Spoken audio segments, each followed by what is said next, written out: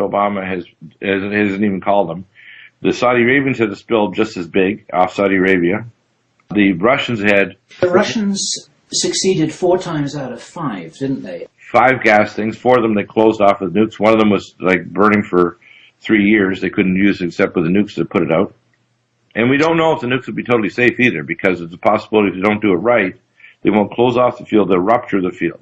So they have to use the right energy just to kind of seal off the field and move the soil and pinch off the oil well, because where it's broken is 1,000 feet below the seafloor, so they have to actually explode this deep enough that it'll pinch off below where the pipe is, where the rupture occurred, because they didn't use the proper piping. The incompetence says that they want to amplify it so that they can amplify the crisis so that they can get more control out of the crisis. Right. Presumably, the White House science advisors must know this information if it's there to be known, right? Yeah, in fact, they're doing massive exercises for mass evacuations in the Gulf of Mexico. And I just spoke to my brother, who's a pharmacist in Lumberton. He works at a hospital there, which is about 50 miles from the coast. But I said, look, if this tsunami hits, it could go 100 miles inland and it'll travel at 400 to 600 miles an hour. So you won't have very much advance notice to get the hell out of there. Otherwise, what will happen is you'll die. And there'll be a lot of other people die. Devastating industry, oil production facilities, cities as far in as Houston, Texas, Louisiana. You know, the Katrina will be nothing compared to what could happen if this turns into a gas release or one or the other mechanisms I mentioned of a tsunami. And I see the next 2 years as a very high danger zone of one or other mechanism of an oil-based tsunami. Right.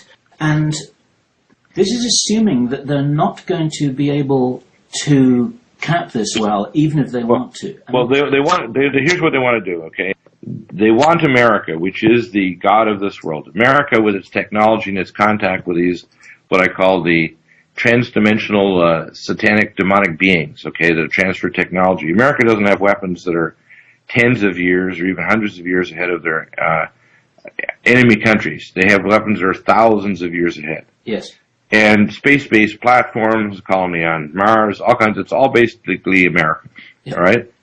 Geotectonic weapons, that's why when China wasn't cooperating, the Sichuan China earthquake that destroyed a giant cache of military weapons and killed hundreds of thousands of people, including 80,000 children.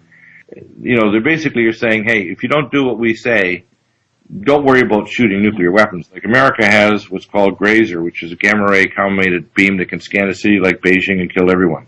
Right. It has rods from God that can send a rod of depleted uranium at 22,800 miles an hour toward the ground and cause a nuclear explosion. We have plasma interferometry weapons that create a 100 megaton or 200 megaton explosion over any city or town on the planet within seconds without any missile or without any evidence that there's anything coming. In other words, they can create a plasma-type explosion over any city instantly. But this means they could also seal the well just like that if they really wanted to, right? Yeah, they don't want to. They want a mortal wound to America. You just look at the IMF is based in Washington, D.C. The United Nations is the world capital in New York City.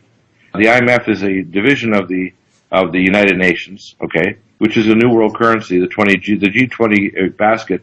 The largest amount of capital on the planet, which is around 60 to 65% of all the actual capital on the planet, is denominated in U.S. dollars. So when the Saudi Arabian sheikhs and the Sheikh of Oman and so on have their money, it's in shrink-wrapped pallets in U.S. dollars in Whitehall, England, north of London, with pallets of gold and silver, but their main thing is U.S. dollars.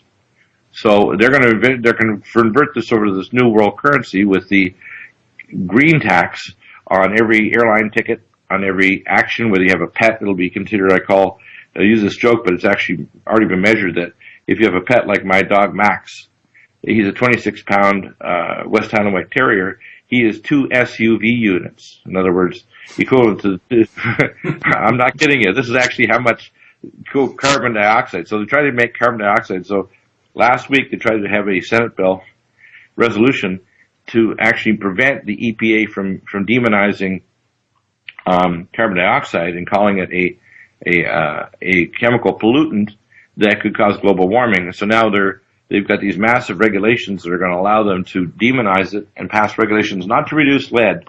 And I had on the program yesterday Dr. Gary Gordon, our bones in the 21st century have 400 times more lead than people 400 years ago. 400 times more lead.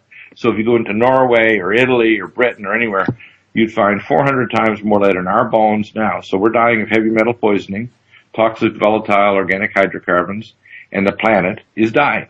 We are killing the planet. We got 10,000 dead zones. The dead zones in the Gulf of Mexico are going to be massive. Now, most people don't realize the upper 10 meters of the benthic layer, which is the living layer of the oceans, makes 80% of the world's oxygen. So people need oxygen.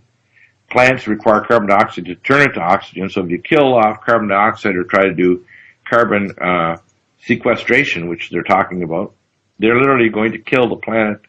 And they're not dealing with pollution. They're not dealing with heavy metals by scrubbing the pollution out of the smokestacks in China or Indonesia.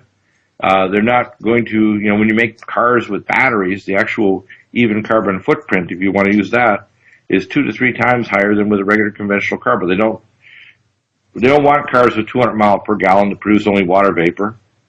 They don't want electric cars or Tesla type cars, which are not the Tesla motors, which is just a battery. But I'm talking about the true Tesla cars that basically use what's called a harmonic capacitor that picks up the harmonic frequency of the Earth and literally translates it into energy for the vehicle. We already have these things. The government knows these technologies, but they're suppressing them because they won't release them to the population because their plan is to massively reduce the world population. And if people think this is a theory, they're going to soon find out that we're conspiracy scientists, not theoreticians. We deal with facts. We deal with ugly facts of what their agenda is, and they try to demonize us or call us nutcases so that no one will look at it seriously until the catastrophe is so imminent that there's nothing that the population can do about it. Well, that's very true.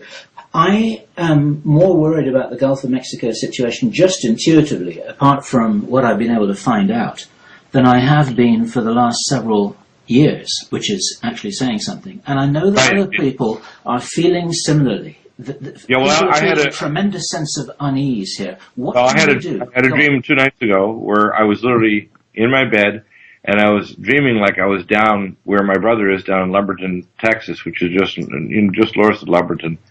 Not too far from Texas City, by the way, Texas, which is the largest manufacturing outside Louisiana of oil and gas, petrochemical production. And I woke with this tremendous crashing, like boom, sound in this dream. And I could smell this tremendous wall of water hit the side of the house, and all of a sudden I was swimming, and I didn't see the top because it was a mixture of oil and water.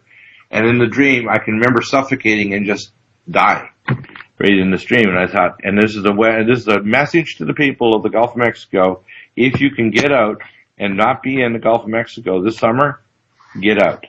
Well, because something catastrophic, I think, is going to happen this summer there. I have friends who've had very similar dreams, Dr. Bill. You're not alone. You're not alone. Yeah, I'm warning people, if they're listening to this program, tell your relatives, get out of the Gulf of Mexico, be at least 100 miles inland. Be at least 100 miles inland. Be prepared. Don't expect that the routes of escape are going to be available, because if something explodes, they're not going to have hours to tell you in a warning. They're going to have like 10 or 15 minutes. Right. And in that time period, you may not get far enough away, and you may literally be chased by a wall of water moving at 400 to 500 miles an hour behind you. Not only water, but carrying debris, buildings, ships, anything else like a plow moving in this giant tsunami. But it's also possible that it might not happen. And if it were to happen, we don't know when, do we? So we have a lot of information to go with. We don't know. What I can tell you that what we do know right now is it's burping gas, and there's nothing that they're doing that's going to stop the oil from coming up. They're saying they're going to have to manufacture a nuke, for example, to stop the oil. Well, first off, have you ever heard of Operation Plowshare? It was started in the 50s, 60s, and 70s, and the Army Corps engineers developed a whole series of nuclear devices for underground excavation for the underground cities and for lakes, etc. So Operation Plowshare has all kinds of weapons, and these are mothballs, but we use them all the time for building the underground cities. There's 3 methods for manufacturing underground cities or facilities. First is dormant magma domes, which are volcanoes that the crust of the earth has moved, and they're dormant because they're millions of years old, and they're between 4 and 10 cubic miles in size, and they're down anywhere from 1.5 to 5 or 6 miles down. So you're just talking about giant caverns, right? Caverns, yeah. The second one